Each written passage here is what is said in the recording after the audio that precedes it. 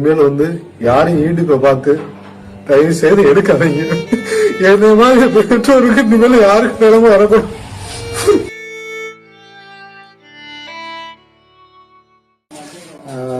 உடம்பு குறைக்கணும் அப்படின்னு சொல்லி ரொம்ப ஃபீல் பண்ணுச்சு. எப்பா வேணாம்ப்பா, ஏன்னா சாப்பிடக்கூடாப்பா, மருத்துவம் இல்லாம அவங்க ஏதாவது சொல்லுவாங்கப்பா அப்படின்னு நான் சொன்னேன். இல்லப்பா இதில் போட்டிருக்கு சாப்பிட்டா உடம்பு குறையும் சொல்றாங்க, அதுலேயே யூடியூப்ல பார்த்து நான் இது பண்ணேன் அப்படின்னு சொல்லி அளவு கூட போயிடுச்சு போல. கூட போனோன்னே அது கொஞ்ச நேரத்திலேயே ஒரு 10 நிமிஷம் ஒரு அரை மணி நேரத்திலேயே வாந்தி வயிற்றால எல்லாம் போயிடுச்சு. சோர்வாயிடுச்சு. உடம்பே சோர்வாகி ஆஸ்பத்திரி கூட்டு போனோம்.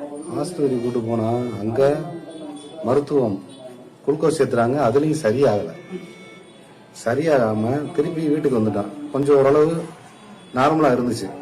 நார்மலா இருந்தோன்னே அப்புறம் ஒரு 12 2 மணி 3 மணி போல வீட்டுக்கு வந்துட்டான். குளுக்கோஸ் சேர்த்திட்டு வந்த பின்னாடி கொஞ்ச நேரம் ஒரு 4 மணி வரையும் இதா இருந்துச்சு. ஒரு 5 6 மணி போல திருப்பி வாந்தி வித்தால வந்துருச்சு.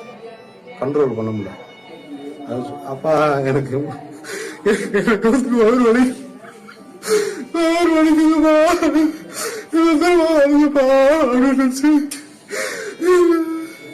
அப்புறம் திருப்பி ஆஸ்பத்திரிக்கு கூட்டு போய் குளுக்கோஸ் சேர்த்துட்டு திருப்பி 10 மணிக்கு வந்தோம். சரி சரியாயிரு அப்படின்ட்டு திருப்பி வீட்டுக்கு வந்தா அதனால பேச முடியல. பேசாம உளருது, அப்பா என்னை காப்பாத்துங்கப்பா, என்னை கட்டிப்பிடிப்பா, என்னை விட்டாங்கப்பா அப்படின்னு, என்னை விட்டாதீங்கப்பா, அப்பா நீ வாப்பா அப்படின்னு. சரி அப்படின்னு சொல்லி என் நண்பனை போன் பண்ணிச்சு வர சொல்லி ஆட்டோல போறான். பார்த்தா உடம்பு அப்படியே வாந்தி எடுத்துக்கிட்டே இருக்கு. எப்பா அப்படின்னு அப்படியே போய் ஆஸ்பத்திரி செத்தா பொண்ணு இறந்து போச்சு.